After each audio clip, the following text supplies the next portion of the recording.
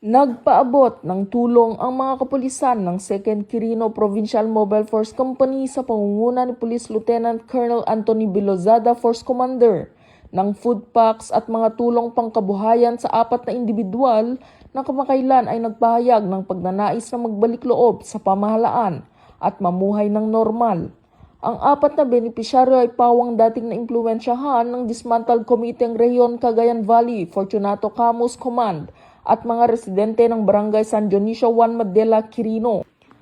Ang pagbibigay ng tulong ay bahagi ng pagpapatupad ng Executive Order No. 70 NTF-ELCAC na may layuning maghatid ng serbisyong pamahalaan, suporta at programang pangkabuhayan para sa dating makakaliwa at nagnanais makapagsimula muli sa payapang pamayanan.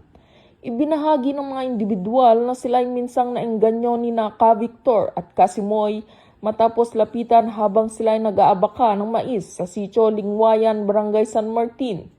Ayon sa kanila, pinangakuan sila noon ng kabuhayan at tulong subalit hindi ito natupad. Sa paglipas ng panahon, lalo pang lumalang kanilang kalagayan sa kabundukan. Pagkaraan ng pananalasa ng Bagyong Uwan, nagdesisyon silang bumalik sa kanilang mga pamilya at humanap ng mas maayos na kabuhayan para sa mas payapang kinabukasan para sa kanilang mga pamilya.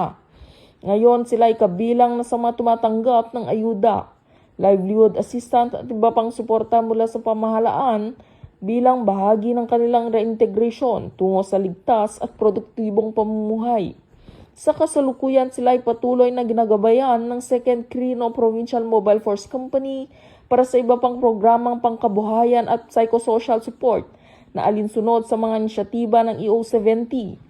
Ang hakbanging ito ay pagpapakita ng pagpupursige ng kapulisan na tulungan ang mga kababayan nating dating nalihis ng landas at gusto ng magbagong buhay para sa tahimik at payapang kinabukasan. Sa pamamagitan nito na ipadarama ng kapulisan ang tunay na serbisyong may malasakit at nararamdaman tungo sa paunlad na komunidad. Dito sa Lambak ng Cagayan, ako ang inyong PNN correspondent, Patrolwoman Ledesma, alagad ng batas, taga-taguyod ng Balitang Pulis.